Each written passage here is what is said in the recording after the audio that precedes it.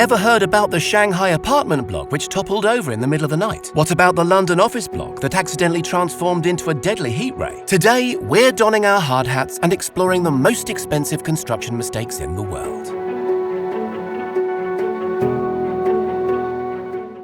The Aon Center.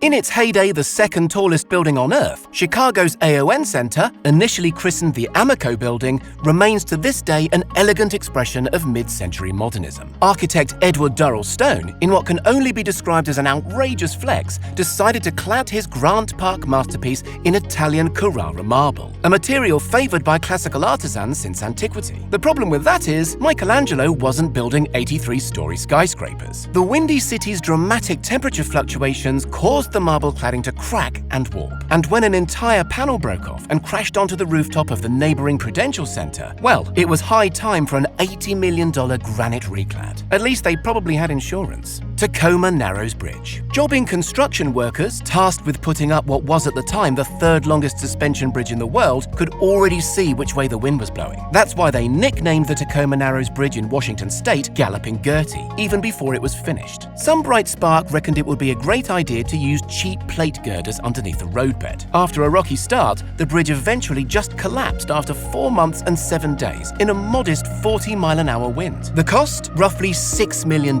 which in today's money, after inflation, works out not far off $1 billion. 20 Fenchurch Street. When construction of this innovative curvy skyscraper by the River Thames in London was completed in 2014, local wags took to calling it the pint glass. And engineers probably needed a stiff drink when it became obvious that their gigantic concave facade was focusing beams of summer sunlight like a molten death ray trained onto the busy pavement below. One hapless local's flash car was partially melted, necessitating an embarrassing payout. And the hasty installation of a gigantic sunscreen that set developers back a cool $10 million.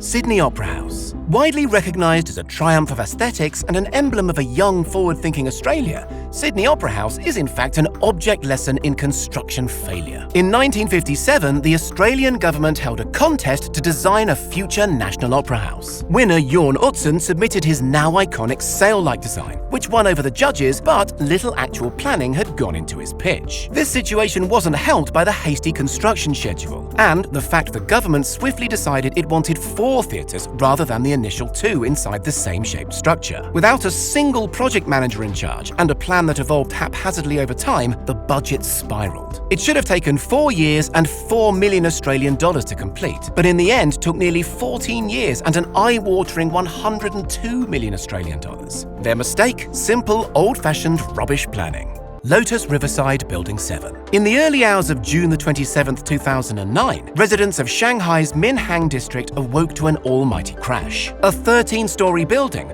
part of an 11-building apartment complex that was in the final stages of completion, had toppled over, killing one Zhao Dikun, a 21-year-old construction worker. Investigators figured out that a large quantity of earth, excavated to build an underground garage, was foolishly dumped onto a nearby creek. That caused the creek to divert underground, sweeping away building number 7's foundations. The estimated cost to the developer of this lackadaisical practice? $30 million, and half a dozen jail terms for those responsible. Brandenburg Airport. The German people enjoy a reputation for technical efficiency, or at least they did until a fairly humdrum city airport project that should have taken a couple of years and cost 2.5 billion euros opened a decade later to the tune of 7 billion euros. What went wrong? All sorts, actually. For instance, it emerged 2 years into the project that Alfredo de Mauro, chief planner for BER's fire protection system, was never actually qualified to be an engineer. Everyone thought I was an engineer, de Mauro sheepishly told the DPA news agency. I just didn't contradict them, whereupon Fire Chief de Mauro was quite rightly fired. There was also an issue around roughly €500,000 of alleged bribes paid to corrupt officials, allegations of price fixing, and poor planning that led to the inadequate fire safety setup. Not to mention inadequate check-in and baggage handling facilities for the airport's expected traffic. Turns out the Germans were just winging it. The Millennium Tower.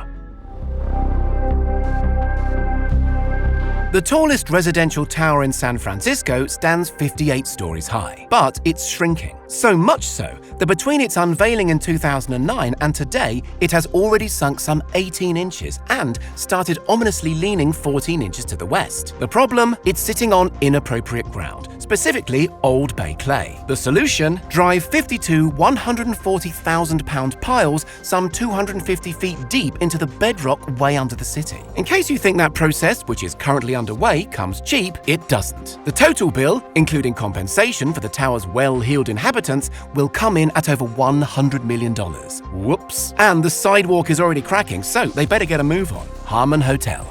The city of Las Vegas is no stranger to costly, regrettable errors. But rarely has an error been so lavish as the Harmon Hotel. Designed by a prestigious team at Foster & Partners Architects, the boutique hotel was initially slated to loom fully 47 stories over the world-famous Strip. However, building inspectors halted the project after just 26 stories had been erected, noting that rebar reinforcements in the concrete had been inadequately installed. This meant the upper condo element was abandoned, despite some 88 excited rich punters putting deposits down. Eventually, Vegas authorities demanded the building be pulled down altogether, not with a wrecking ball, but painstakingly floor by floor. The cost of building up to this point had been an estimated $275 million, and the cost of demolition a further $173 million.